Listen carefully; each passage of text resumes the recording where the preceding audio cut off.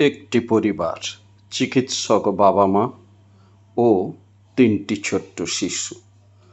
একটি সেলফি, আনন্দ আশার নতুন জীবনের সূচনার মুহূর্ত। কিন্তু কে জানত এটাই হবে তাদের শেষ হাসি। এই ছবির পরই থেমে গেল সব। একটি বিমান দুর্ঘটনায় নিভে গেল ৫টি প্রাণ। গতকাল ভারতের আহমেদাবাদ থেকে উড্ডয়ন করার মাত্র ৩২ সেকেন্ড পরই এয়ার ইন্ডিয়ার বোয়িং 787-8 ড্রিমলাইনার বিধ্বস্ত হয়। বিমানটিতে ছিলেন মোট ২৪২ জন।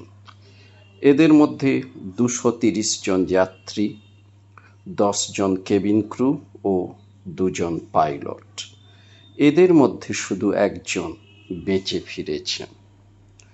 চিকিৎসক কমি ব্যাস উদয়পুরের প্যাসিফিক হাসপাতালে কাজ করতেন।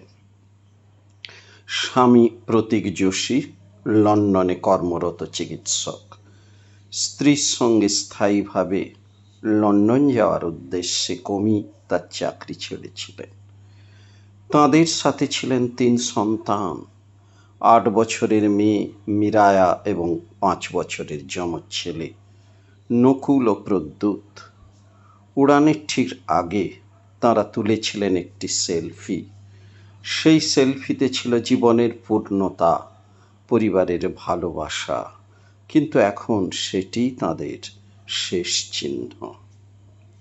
উদয়পুরে কমির হাসপাতালের মুখপাত্র জানান, তিনি লন্ডনে স্বামীর সঙ্গে থাকতে যাওয়ার জন্য সম্প্রতি চাকরি ছেড়েছিলেন।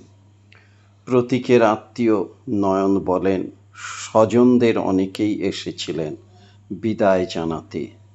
কে জানত এটাই শেষ দেখা।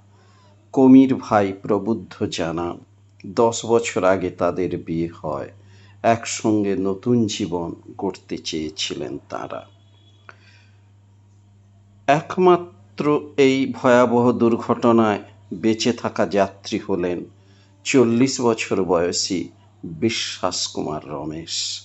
ভারতীয় বংশোদ্ভূত এই ব্রিটিশ নাগরিক ইংল্যান্ডে ফিরেছিলেন ছুটি কাটিয়ে। তিনি ভাগ্যক্রমে প্রাণে বেঁচে যান। আমরা প্রতিদিন হাজারো খবর পড়ি, দেখি, ভুলে যাই, কিন্তু কিছু ছবি আমাদের মনে গেঁথে থাকে।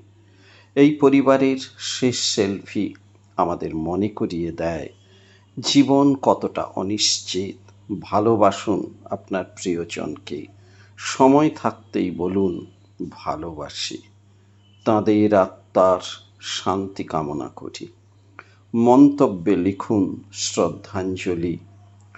যদি আপনি এই পরিবারের জন্য প্রার্থনা করতে চান, ভিডিওটি শেয়ার করুন যাতে এই হৃদয় বিদারক ঘটনার বার্তা আরও বেশি মানুষের কাছে পৌঁছে যায়।